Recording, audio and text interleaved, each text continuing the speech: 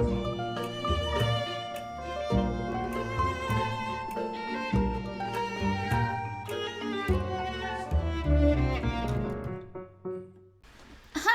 you're watching Dog-Eared Musings, and I'm Monika. And if you live in the Midwest like me, you're probably thinking, what is going on with the weather? Yesterday it was 80 degrees and sunny, and today it is 50 degrees and rainy.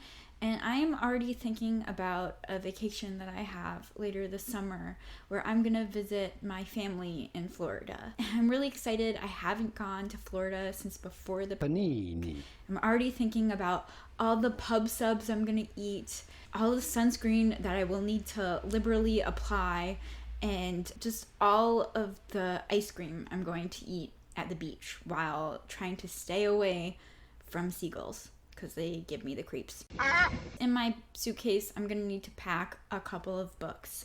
So I have a couple of Florida vibey books that I'm really excited to put in my suitcase and make my suitcase way too heavy with. So what are those books? Well, the first book that I have on my list is the book Brutes by Dizz Tate. So I was ultimately drawn to this book because of its swampy, angsty, teenage rage nature, as well as like its dreamy cover. This book is a coming of age story that focuses on a group of friends, and one of the main characters is a young girl who is a preacher's daughter who mysteriously disappears, and this affects the group of friends exponentially. And so it's mostly like a story about like that loss and reckoning. At least that's what I am getting from the back page. I don't know the full story because obviously I haven't read the book, but I'm really excited about this coming of age novel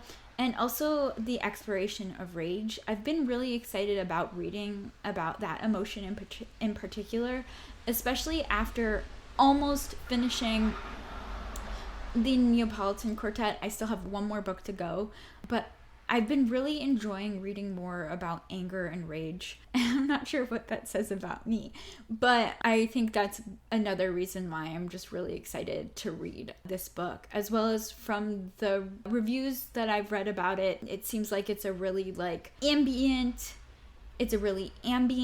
and kind of grounded in Florida-ness, which I feel like will be perfect for reading while I'm there. Another book that I'm excited to read is the short story collection by Karen Russell, which is called Vampires in the Lemon Grove. Now, this cover, there's a couple variations of it that are just really cool looking covers. And I mean, just the title of it sounds really fun. The book description that I read had kind of a lot of elements in a book that I am drawn to. There's magical realism. So, I mean, like I hate this word. The titular story is literally about vampires in the lemon grove trying to sell lemonade, I think in Italy. And there's just a couple, and the other stories that they talk about have like that magical realism element with kind of darkly fantastical characters or a situation that our characters are trying to reckon with. And I feel like that encapsulates Florida perfectly. Like there's kind of like this dreamy limbo, people watching, especially when you're in Miami or along the Gulf. It is so fun to people watch and make up stories, which I think having that like fantastical element to people watching is kind of what drew me in to Russell's story specifically. I think having a short story collection, especially when you're on vacation, is kind of the perfect medium.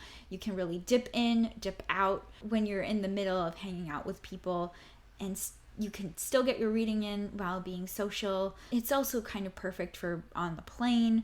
You can read a couple of short stories during a layover or fall asleep and not be worried about losing your spot in a story quite as much. And the third and final book was a book that was recently published this month. It's John Wray's book, Gone to the Wolves.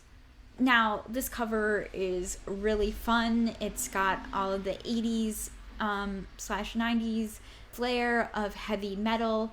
And that is really telling us what this book is about. It's about three friends who are in Florida who find themselves enveloped in the heavy metal scene in Florida in the 80s and 90s. And they are kind of in the same area that my family is. I won't really go into depth on where my family lives because that